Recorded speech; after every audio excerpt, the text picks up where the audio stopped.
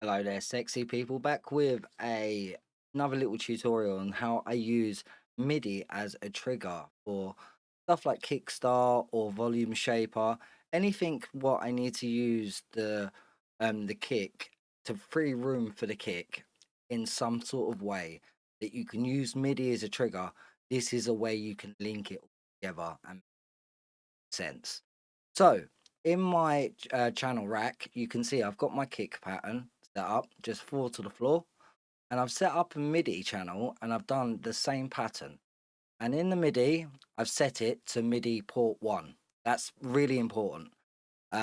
This way, like, this is how you kind of link everything up so it doesn't become like spaghetti junction in your mixer track where you're doing side chain to this track, and also it's just a nightmare. But yeah, what I'm going to show you is how it can be used. Is I'll run this track through just as it is. It's just a vocal, a piano, a bass, and a kick. And so you're going to see where and hear where everything is clashing at the moment and how we can free up room just using the MIDI as a trigger. So the kick is a trigger. Okay, I'll play it through. Lost and alone, but I still keep proceeding on. Okay, so you can hear there the bass is running over the kick is running into where the bass should be, and the piano's just sitting on top of everything. So this is how we can make a little bit of room. So if I bring back up my mixer on my kick, the first thing a lot of people do is they put a volume shaper on. So I bring up the volume shaper and I'll turn it on. And what you're going to see is you're going to see there's going to be a little bit of bleed going through if I just have my hate it when it does that. If when I just have my kick playing, Lost and alone, got a tiny but little I still bleed keep there. proceeding on. But yeah, tiny little bleed coming through. But what happens is I've lost that little like groove pattern I put in there because it's doing beat synced like four to the floor, one to four. And so this is one way you can start it off using MIDI as the trigger. What you can do is you can go into the beat sync mode and you can change it to MIDI triggered. And then what you do is you go into your settings at the top, and in your MIDI input, you set that to 1. Now what it's going to do is going to listen to the kick. And so if we play the kick again now, and it should be reactive to that little groove I've put in there.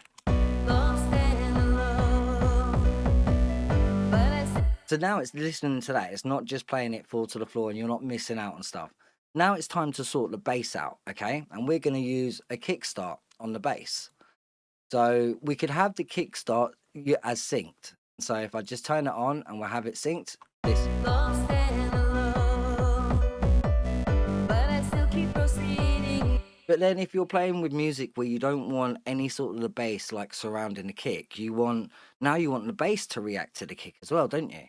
So if we can turn it to MIDI and we do the same process at the top again, go into input port and turn it to 1, we then have the kick triggering the bass. So Lost and alone, but I still keep proceeding on. No sense of time. another good way of doing that is you can then use kind of the same bass for your breaks, and then you can slowly bring the amount in, and then it can kind of have that kind of pumping effect, especially in like a build or something like that, because you can go, Lost and alone, you but know I what I mean? It can work out like that. Okay, now we've got the piano, so we can do the same with the piano. Really, we can stick another kickstart on, turn it on, and we can have it synced again. So, lost and alone, but I still keep proceeding on. but then it's always gonna, if you have places where the kick isn't going, it's always gonna be really pumpy. So what I like to do is I like to set it as MIDI as well. So it's only gonna react with the kick. And then here we go. Set it to 1. Now on those bits where the kick isn't playing, it's just gonna sound normal, Lost flat. and alone, but I still keep proceeding on. No sense of time. So that's it. That's kind of how I use MIDI as a trigger and how it can kind of all tie everything together without having to sidechain to everywhere and it being messy. But yeah, I hope that helps you. And if it does, give it a share, give it a like, and chat soon, folks. All right.